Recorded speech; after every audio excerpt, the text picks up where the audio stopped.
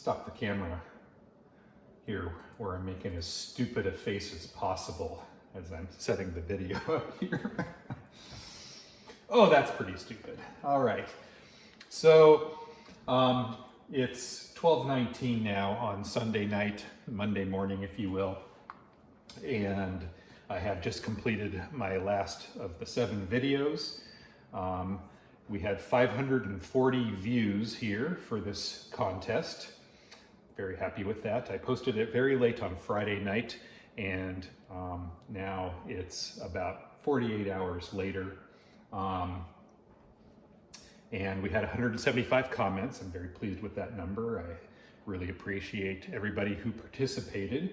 And for those of you who may be coming to this video last minute and not be familiar with the contest that we ran, I posted it 2 days ago, and I requested people to make a request of me to make a bug video.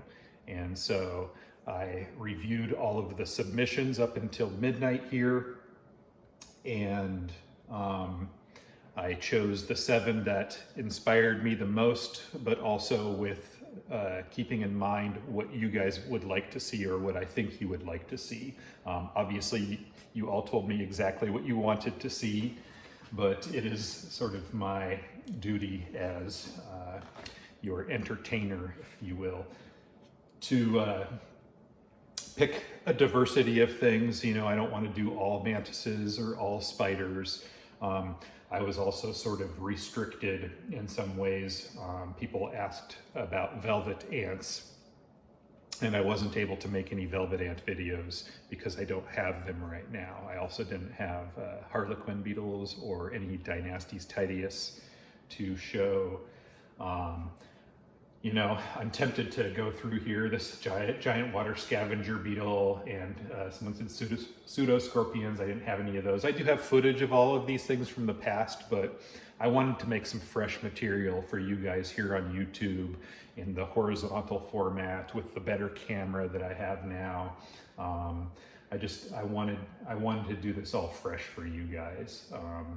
So, you know, I responded to pretty much everybody who wrote in here, I think, and I would like to go through here and explain exactly why I didn't pick each thing, but in the interest of time and out of respect for your attention here in this moment, I won't do that for all of you viewers. But what we're going to be doing here right now is I'm going to be coming in here. I'm just going to tell you right now that the 7 winning videos, now the contest is over for those of you new to the video right now. We're going to do another contest Friday.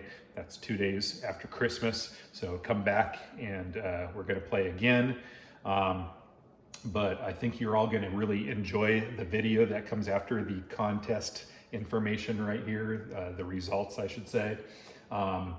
Because these were the videos you asked for, and I'm really happy with a few of them. You know, there's a little spider footage in there that might be a little hard for some of you to watch, but you know, give it a chance, please. You know, I didn't grow up holding spiders naturally. They came to me through, you know, mostly being a dealer of them and selling them to other people and watching other people interact to them. I warmed up to them. You know, I always had an interest in insects and, you know, lots of, you know, the things moving. I was interested in the spiders, but in terms of handling them, it wasn't my thing until later years. But, you know, give it a chance. So with no further ado, I am going to tell you that I picked these 7 bugs, and in some cases multiple people requested this, and so we're going to have to do some additional work with the numbers and random number generators to figure out which one of those people from those groups is going to win. But anyway, the 7 finalists are antlions, black hole spider, woolly darkling beetle, spiny flower mantis, Forceps centipede, white spot assassin bugs, and velvet worms. So those are the 7. There were some cases where people said, I want to see assassin bugs. I wrote back in every case, I believe, to all people who weren't very specific. Some people listed out 4 things, and I was like, I'm just going to pick your first thing. I think 1 or 2 people specifically said white spot assassin bugs. The other people I wrote back to, someone said a horde king. Someone else said just assassin bugs in general, but never wrote back to me.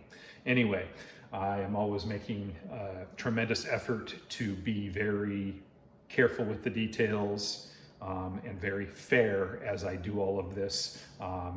Now, this is all for fun, and so if I ever make a mistake in some way, I ask your pre-forgiveness for that.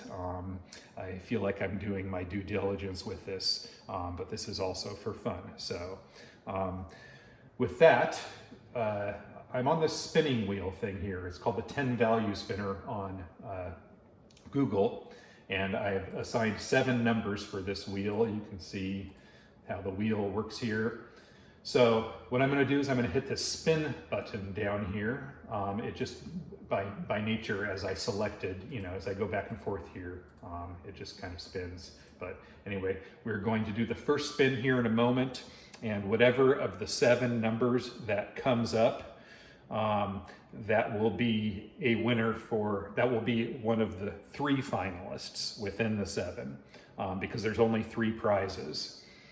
And I suppose at this point we will, we'll start with the 3rd prize first, because that's the biggest pool of 7 contestants. So this first prize that we're giving away, I have it over here still, I think, is the Black Widow sticker from shapesandnature.com.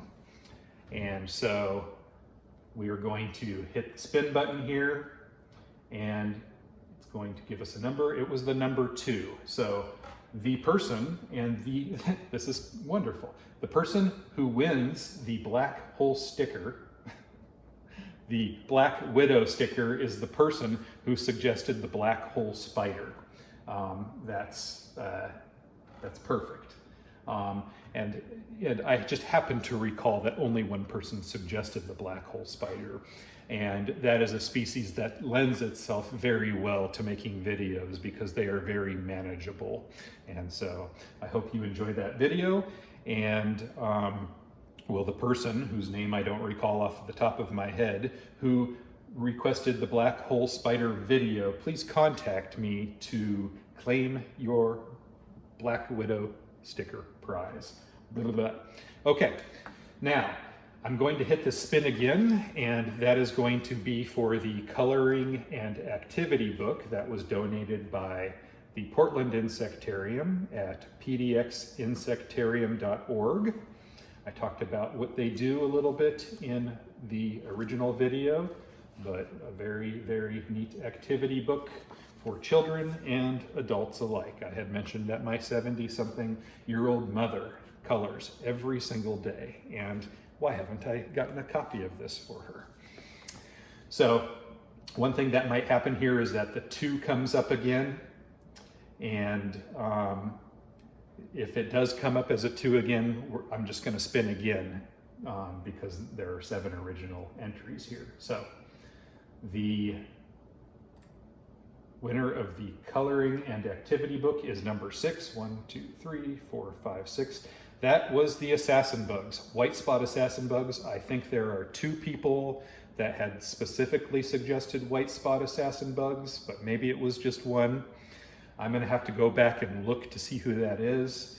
And at the very end of this video that you're watching, I will make another little video clip where I specifically announce the names of the winners, because that's something that I need to do. Even though I knew that the black hole spider was only 1 person, I'm not 100% sure about how many people suggested white spot assassin. And now that brings us to the final winner, the first place prize. And you now have, instead of at the beginning of this, you had a 1 in 7 chance of winning this. Now there's a 1 in 5 chance between Antlions, the woolly darkling, spiny flower mantis, Forceps Centipede, and velvet worms. And so I'm going to spin this one more time here. And again, if it was either a 2 or a 6, we're gonna respin because those ones have already won. So here we go. And this is for an orchid mantis or a set of 3 blue death feigning beetles. It came up a 6 again, which was the assassin bugs. They've already won that. And so I'm going to hit the spin button again. It's a random number generator. It's number 3, the woolly darkling. And only one person suggested that, which makes this a whole lot easier for me. I don't have to go back and look through because number 7 was velvet worms and a whole bunch of people suggested that. So I don't think I'm gonna have to do one more number generator at the end of this video. I think I'm only gonna have to do one for the white spots, I mean. Velvet worms was gonna be tricky because I was gonna have to find all those people again. So with that, I'm really enjoying these contests. I hope you guys are really enjoying them. It would mean a lot to me if you guys would watch the rest of this video where I showcase 7 of the most interesting pet bugs in the pet bug hobbies.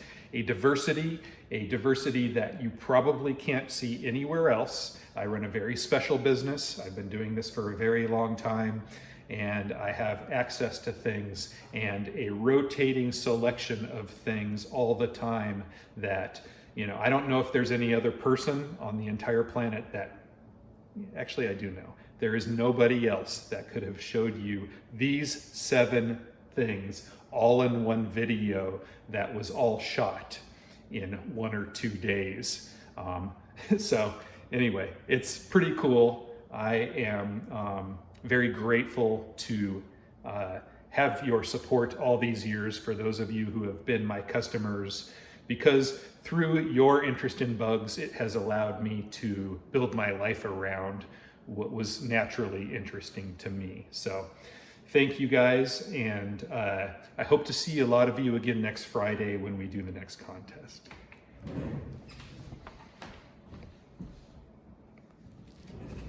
All right, here it is, the very last step. I looked through the comments section and I determined that the 3rd place winner for the black hole sticker was Janet T. Congratulations, Janet. And among the contestants for the 2nd place prize, this coloring book, we are going to use this spinner here in a moment to determine. There were 2 people who suggested white spot assassin bug. We'll come back to that in just a moment.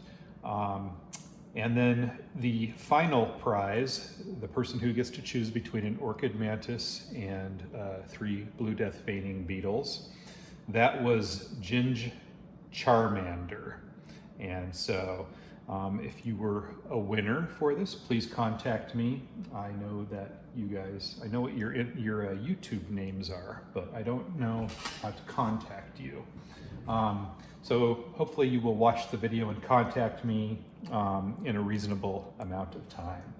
With that, we are going to choose the winner. I'm going to pop this wheel size down to 2 here, and in a moment I'm going to click that spin button.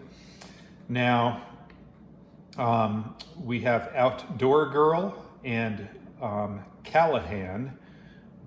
These 2 people had specifically requested the white spot assassin bug, which I made a video of.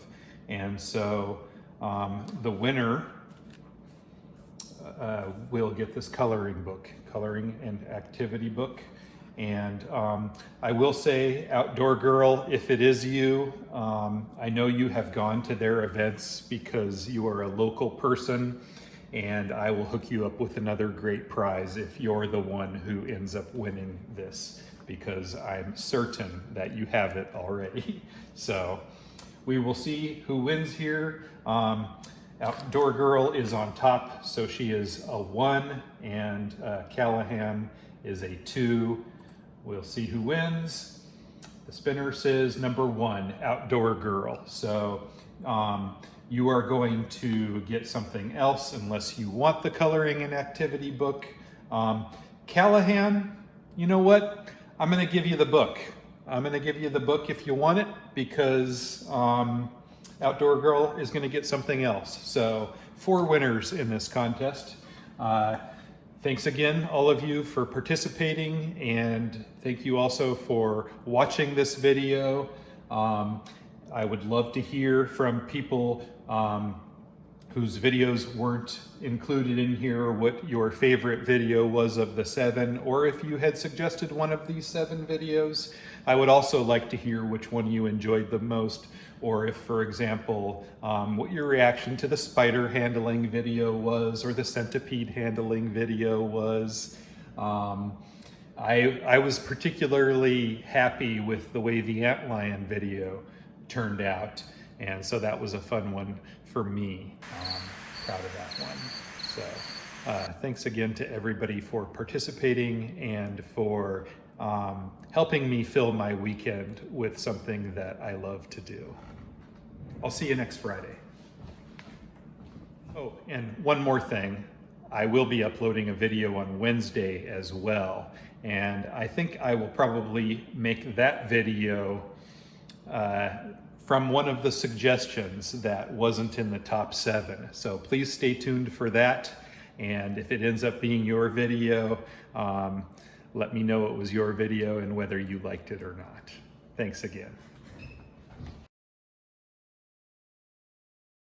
The best requests, and a few people made it, was for antlions. This is an antlion larva. You can see that they move backwards. Has a pair of scissor-like mandibles up front there. Definitely the business end of the animal. And what they do is they create little pits. You can see it here. There's a dark sort of spot right there in the center. And you can see another antlion there with its jaws, its mandibles, slightly exposed. Oh, they just opened. So we're going to do a feeding demonstration here in a moment.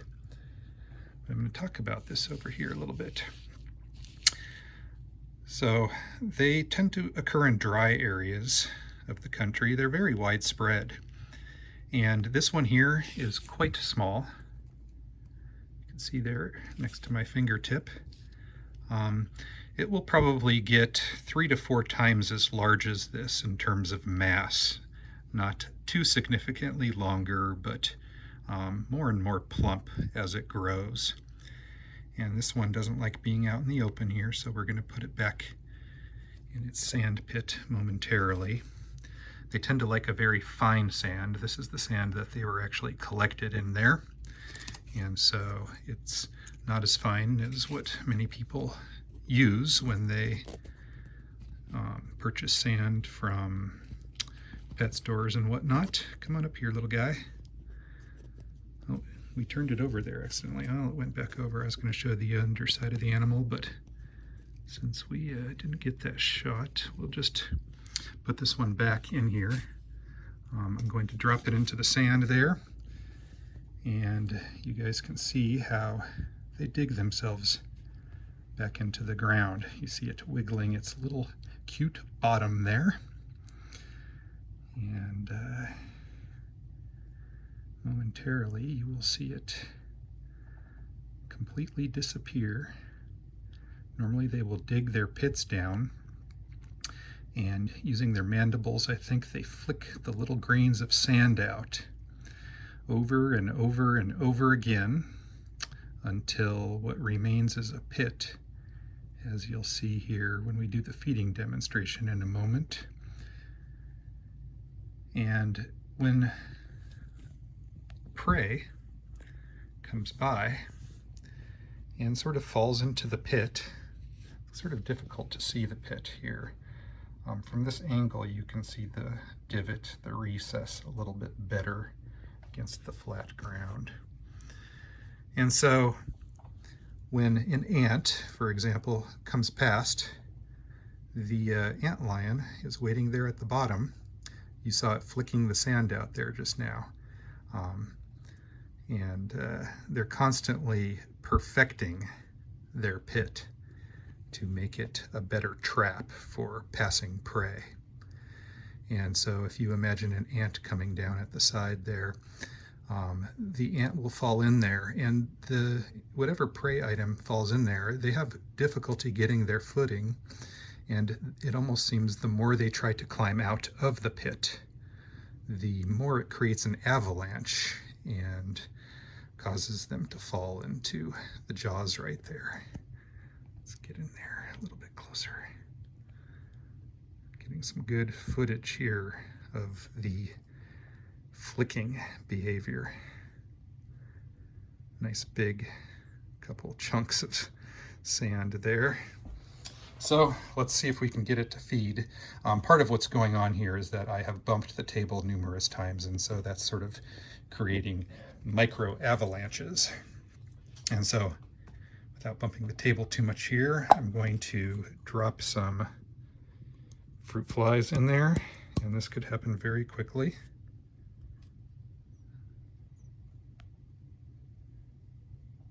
There you go. They are fantastic to watch. I won't even pretend like that was lucky. The antlions, they pretty much are consistent performers in the way you just saw. So there you go. A couple people requested antlion videos, and I'll just say two more things about them before we go. Number one, the animal always reminds me of that scene from The Wrath of Khan, where that alien organism was dropped into, I think it was Chekhov's ear. And then the other thing is that they remind me of the Sarlacc pit in Return of the Jedi, where they go out on Jabba's sail barge and they're going to feed Han Solo and Chewbacca to the pit, where they will be digested over the course of thousands of years, I think it was. And anyway, watch the movie for the rest of the story. Thanks for watching. Here is a black hole spider, Kukulcania hibernalis, also sometimes called a southern house spider. They're one of the more popular, more regularly available spiders, pet spiders, in the pet arachnid hobbies. And you can see their very velvety appearance there at this magnification. I really like this species. They're very gentle spiders, very good for handling. They don't move very quickly. They're capable of moving quickly, of course, but just great for handling. They're not going to run away like a huntsman spider. They tend not to drop off of you or sort of tumble off of you like an orb weaver would. There, we're going to get a little display there of droppings, apparently. Another interesting thing about these spiders is that unlike orb weavers, they don't have, and unlike tarantulas, they don't have spinnerets. And so they have a different kind of silk producing organ called a cribellum. And so they are cribellate spiders. And they exude silk through this organ, and I don't know if there's one or two plates in this species above that, but basically the silk comes out there. It pooped on me. I was waiting to see what was going to happen with that. Anyway, the silk comes out, and instead of it being sticky like the silk from orb weavers and other kinds of spiders, they rely instead on the silk being so fine that it they may use it for prey capture, but instead of it sticking to the prey, it's held onto the prey through sort of adhesive qualities at the molecular or atomic level. And so criblet spiders are different in that way. This is in a spider family called Philostatidae, and the common name for that family of spiders, I'm going to move it back down a little bit here. The common name for that family of spiders is Crevice Weavers, and so they will, come on little guy, actually this is a female. They will, often the females, they will build their retreats, their burrows, if you will, inside of crevices, and then there will be some silk that sort of radiates outward from it, and they'll spend their entire lives in there. The males, this one may have one more molt before she matures. And it's really difficult to tell the difference between the males and the females in this species.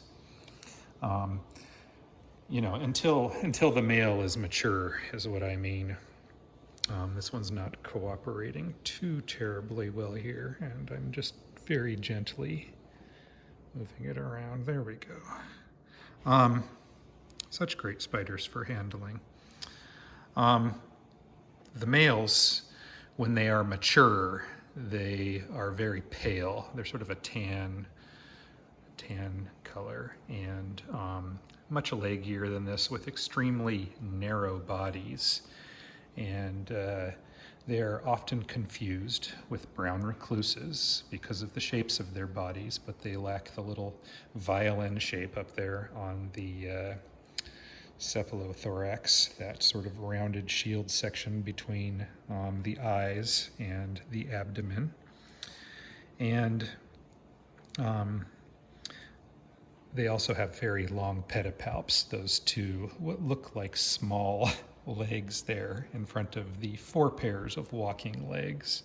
One time, a long time ago, I accidentally sent a male Kukulcania when I was supposed to be sending a researcher a brown recluse. And so part of it's because it was sent to me labeled as a preserved specimen of a brown recluse, and we didn't check it too carefully. There you can see a little bit of the drag line there. That's more typical of orb weavers. At this angle right here, you can really see the drag line sort of shining. And of course, in captivity, these will eat crickets. We tend to feed them roaches just because we have a lot of roaches around.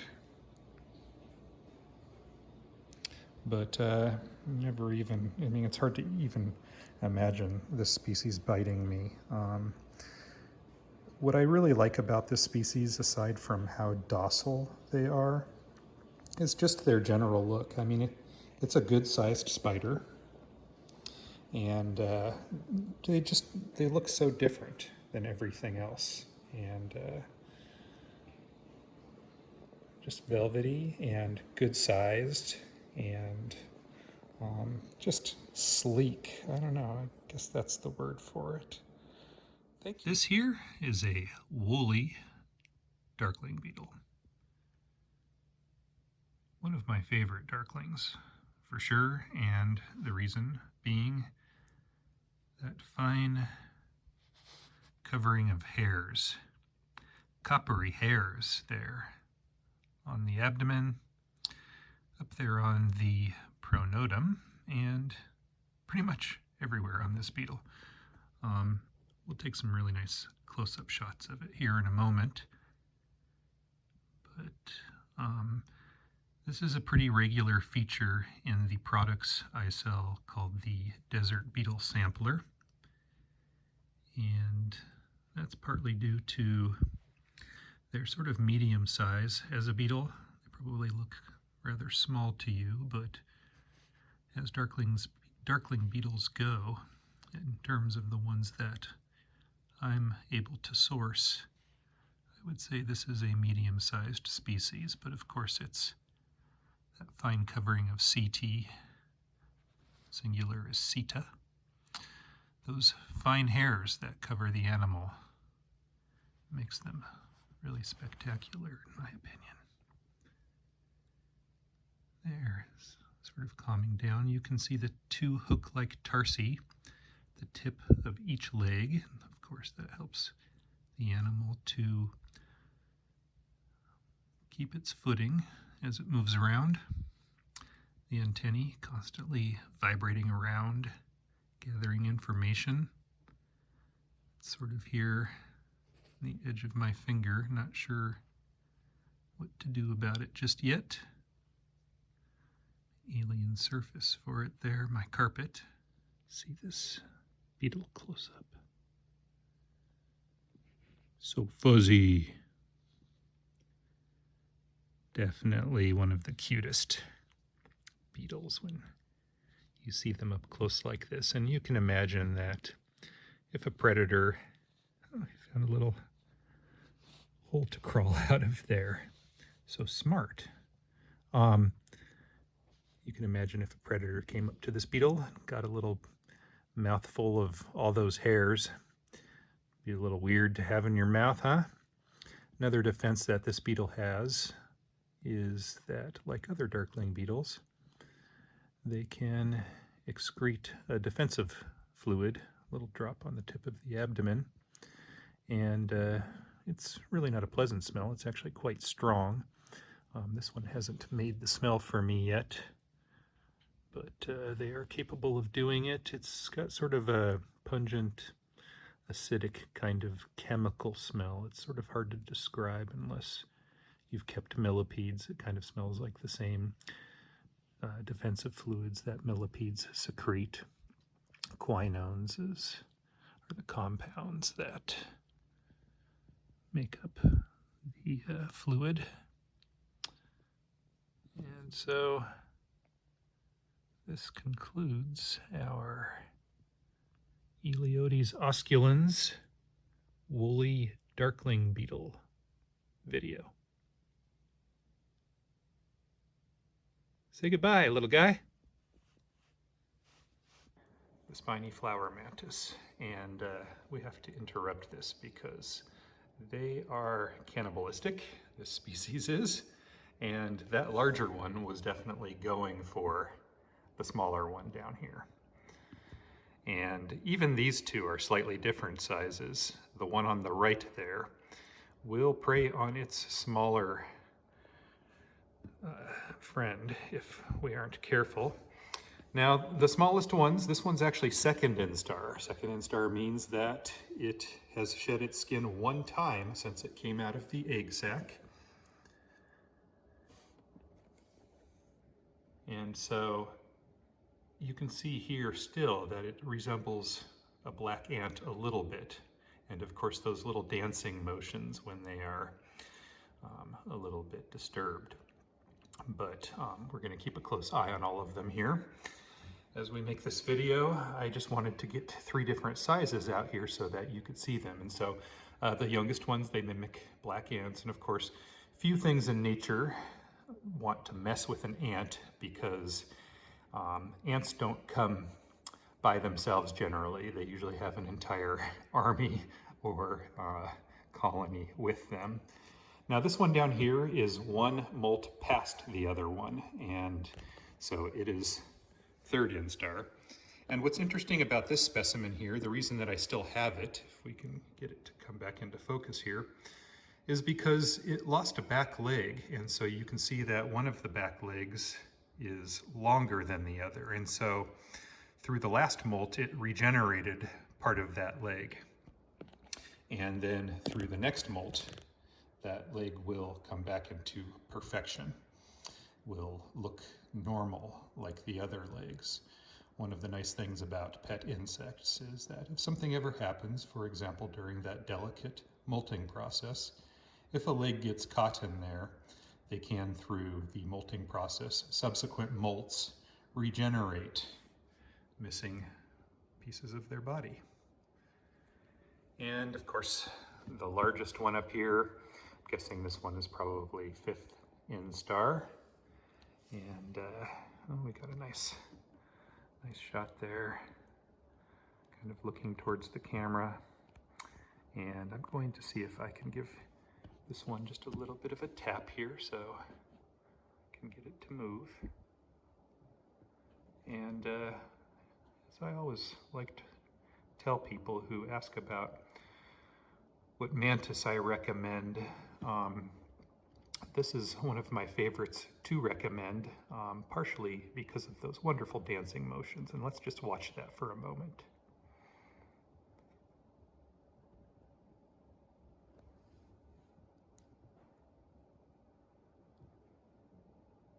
Just the way they move is fascinating.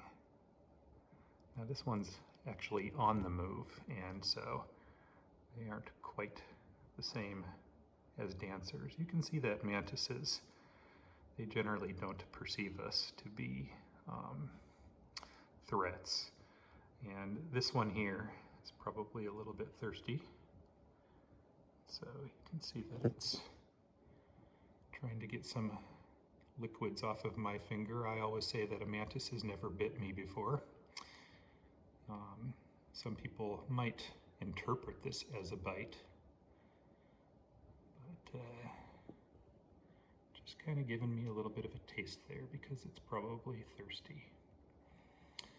This particular one lives under my warmest heat lamp. It's a 100-watt ceramic heat emitter, so no light, but it stays quite warm in there, and that's designed to get them to metabolize their food more quickly. So give that one a drink when we go back downstairs. These are spiny flower mantises. Definitely one of the most interesting in the hobby, and as I was trying to say earlier, they are different. At every instar, they look just a little bit different. The smallest ones like black ants, and then with these ones this size here, they start to get some white speckling, you can see. And then in the next molt, that one will have coloration more like this one, but not quite as pale. It will be a little bit more of a beige color.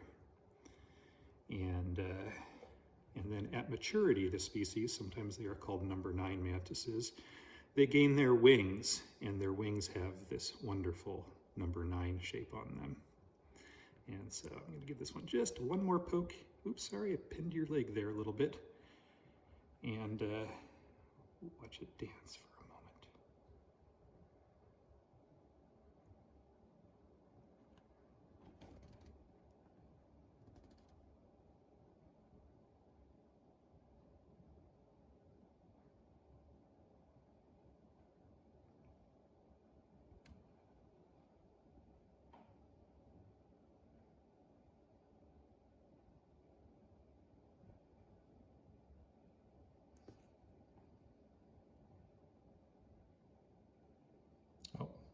One thing you will often see mantises doing is cleaning themselves. This here is a Forceps Centipede. You can see why they're named Forceps Centipedes. That pair of terminal legs there in the back, very forceps-like, I suppose. And they will use those in defending themselves. They're often a longer pair of legs in centipedes, that back pair of legs. Interestingly, the genus for this, by the way, is Theotops. And the front pair of legs as well is modified into a pair of what are called forcipules. People often call them fangs, and that's just fine. They use their venom to subdue their prey. Let's see if I can get this one into my hand. There we go. They use their venom to subdue their prey, and of course there are enzymes in there that help to break the tissues down so that they can digest them.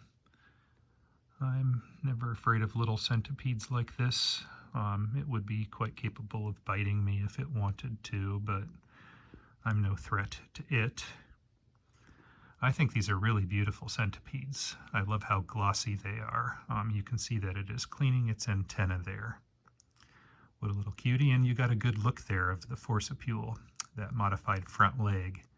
I can actually zoom in a little bit more than this. It's a little tricky sometimes to do with one hand, but while the animal is grooming itself, it gives us an opportunity here to make some observations about how they move and what did they do. Sightless, I mean, at most this specimen here could detect the difference between light and dark. And it's going to be on the move here now.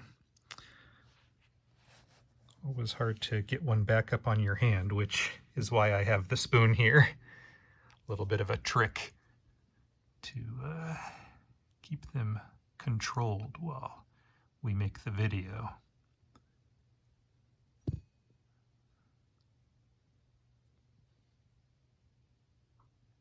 Glossy oranges and reds. Very beautiful animals. Much different, of course, than millipedes, which people often confuse them with. Centipedes have one pair of legs per segment, whereas millipedes have two. In that shot there, you can begin to see that there is just one pair of legs, one leg on each side for each segment of the body. And centipedes appear to move kind of erratically, and the reason for that is because they don't see well, and so they just sort of feel their way through life. Got lucky there in picking it up. Nope. They just sort of move around, and their antennae up front there give them information about what's going on around them. And it's possible that, you know, they can even hear, they sense vibrations. They're very responsive to vibrations and such around them. But I think we're going to call it an end to this video here and get this animal back in its moist substrate. They do get larger than this, up to about 3 inches. This is a smaller one from the eastern part of the country. There we go, nice close-up shot of it grooming its antenna. So many bugs keep themselves clean. They're constantly cleaning themselves.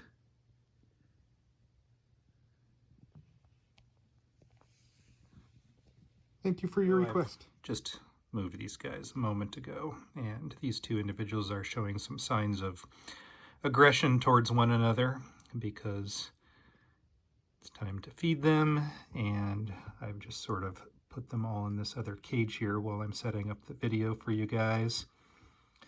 And they've been living together their whole lives.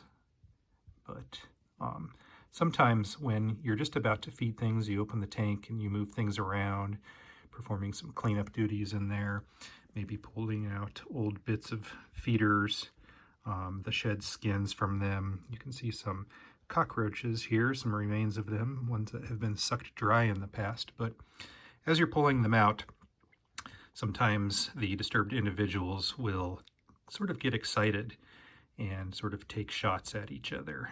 You can see these two are eyeing one another very carefully. And that doesn't necessarily mean that one will pounce on the other, but they are capable of killing one another.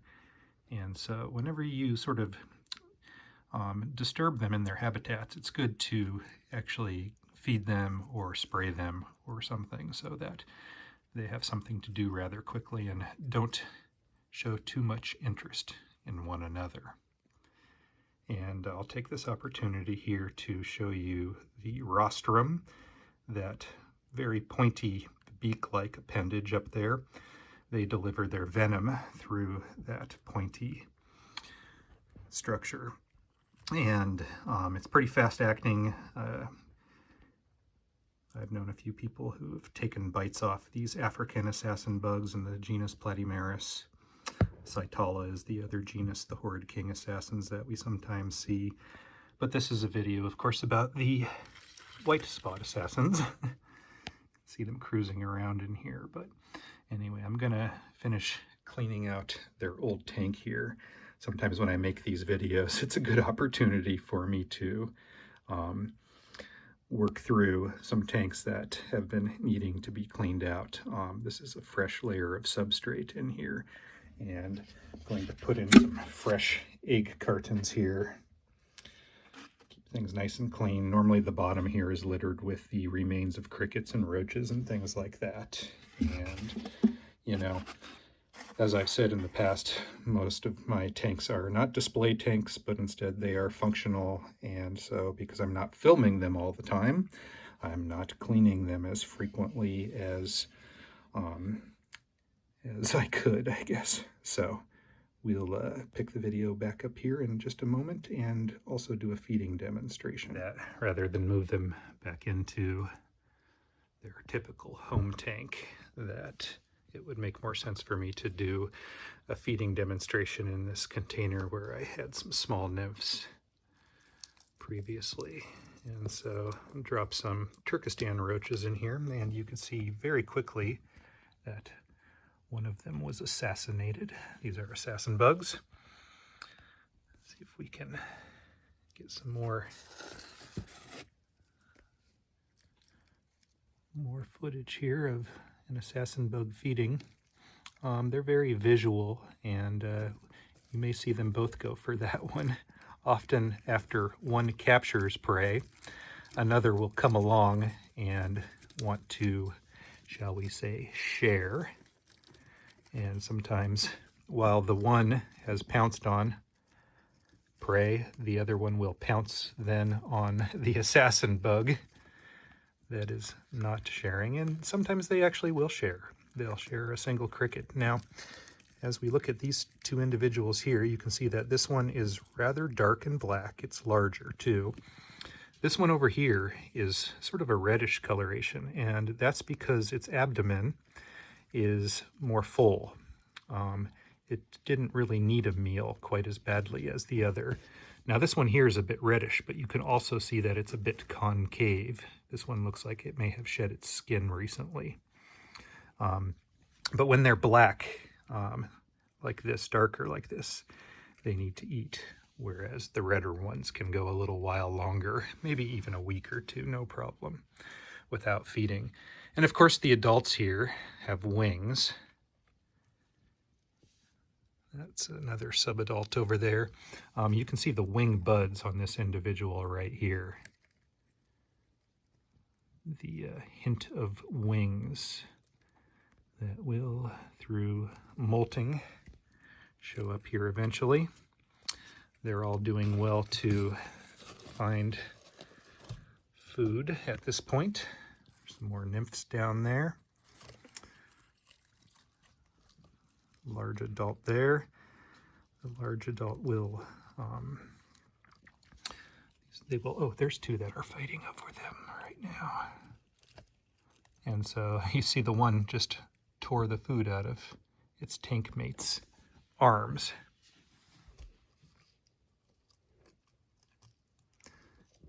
Yeah, that cricket definitely wasn't hanging out in the right neighborhood there. Now this one over here, I don't know if it's going to feed because, like I said, it's pretty plump looking already. But that one there, also somewhat plump, but maybe going to feed. Not sure about that one there. So they'll sit there and their rostrum jammed into their food, and they'll just suck them dry, and then all that will be left will be the husks, the discarded exoskeletons. So, white spot assassin bugs. That one right there, it's hungry. It just is pouncing on the shed exoskeleton of another assassin bug. Well, we got the question about the velvet worms. And they really tuck themselves in. You can see all of these little holes, like a cave system that runs through the bark here. And I've got a lot of fungus gnats in here. But the isopods seem to be doing well in here, which... Oh, there's one velvet worm right there. Get this little one up here so we can take a look at it.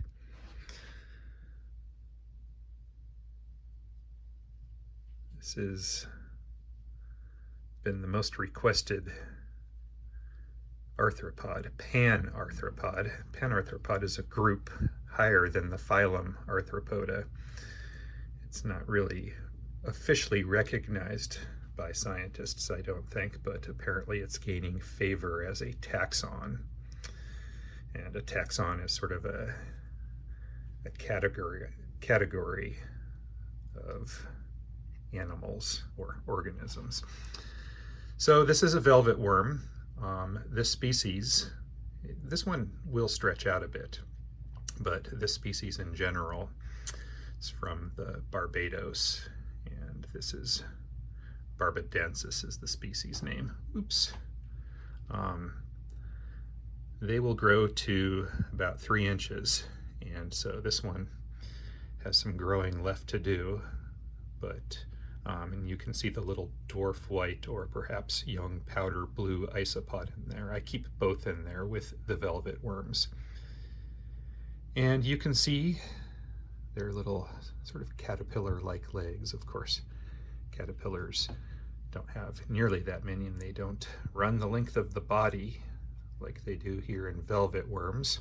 I suppose these are more like millipedes if you want to compare them to something that they aren't really even that closely related to. And then the antennae up front, very similar to insects and crustaceans in that they have those sensory appendages. Going a little bit further here so you guys can maybe see the texture there on the dorsal, the top surface of the animal. And one of the really interesting things about these is that they can spit a sticky substance out onto their prey, and they use that to ensnare them, much, I guess, like Spider-Man uses his silk to ensnare his enemies. These are very slow, gentle animals, and very shy.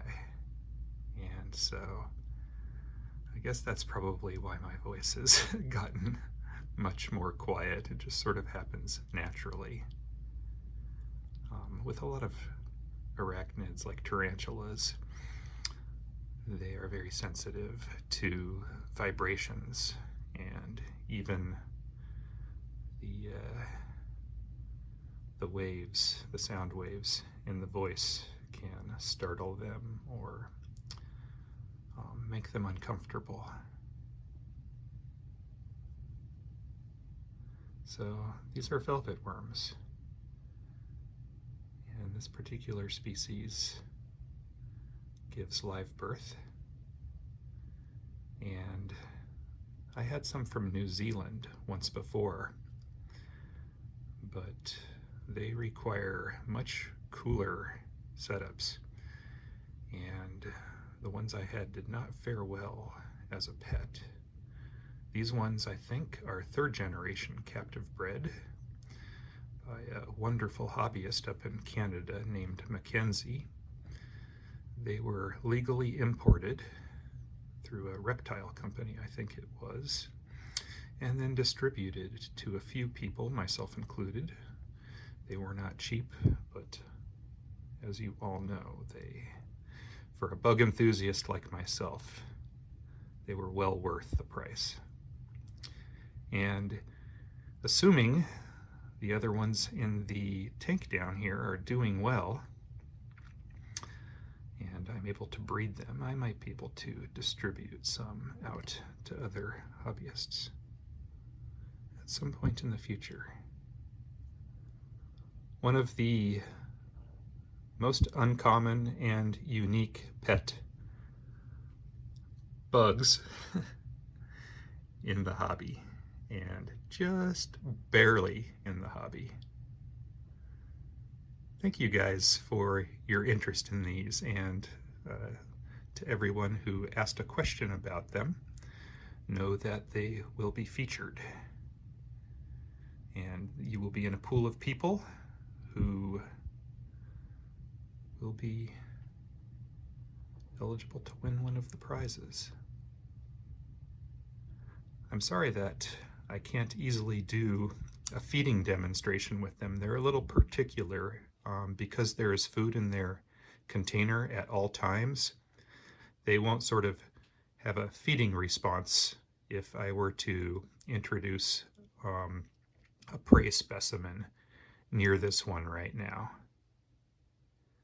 And so I have managed to take some footage of them hunting in the past, but unfortunately I took it in the vertical screen format, and that doesn't lend itself too well to the YouTube format. Let me see if I can go in just a little further here. Onychophora, velvet worms. Hey, if you like me, give me one of those thumbs up, and please subscribe and hit the little bell so you know when I post next. Please share me with your friends on social media. Thank you for watching.